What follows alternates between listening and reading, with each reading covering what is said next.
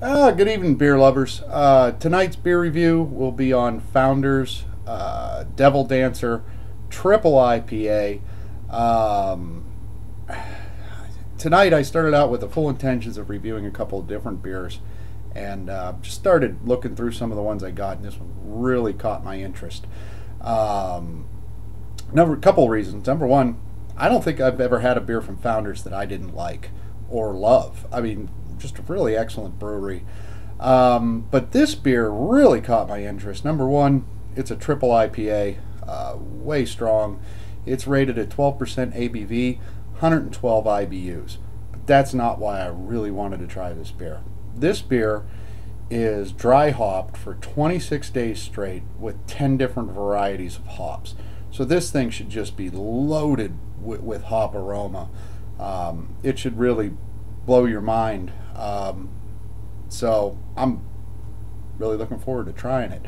A little worried about the alcohol content at 12, that it's gonna, I don't know, we'll see. Sometimes these really strong beers start to get thick, and well, let's try it and find out anyway. By the way, this beer has an 89 score from Beer Advocate. And here we go.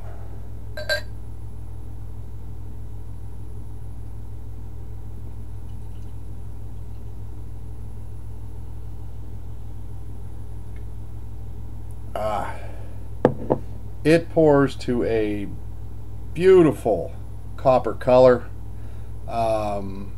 Poured to just a hair bit of head there, not much to speak of. Doesn't seem to lace a whole lot. Just a tiny little bit hanging onto the side there. Surprisingly, I don't really smell a whole lot of hops, and this beer's not incredibly cold either. I wanted to drink this one a little bit warm. It's probably about 55 degrees. What I do smell is alcohol and caramel malt, and a lot of both of those. But I really don't smell a whole lot of hops. Now, be fair, the beer said it was bottled on May 25th, so it's kind of aged. And that's one of the things that'll dissipate over time is your hop aromas. So this was probably much better when it was a lot newer. Let's give it a taste though and see how it is as a beer.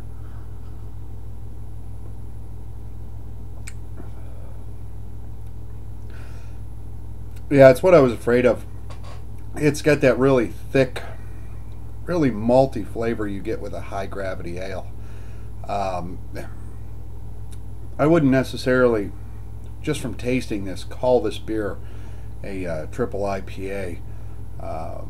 Not that there's a whole lot of them floating around that you've got a whole lot of style guidelines to go by. But this definitely reminds me of a barley wine.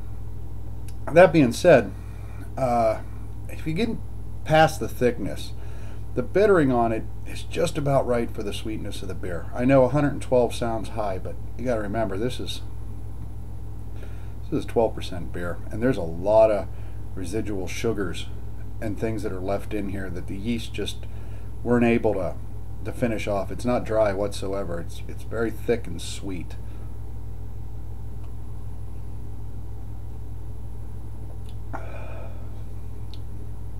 It is smooth, and the finish, I mean, it just slides down and then it gets hit with the alcohol.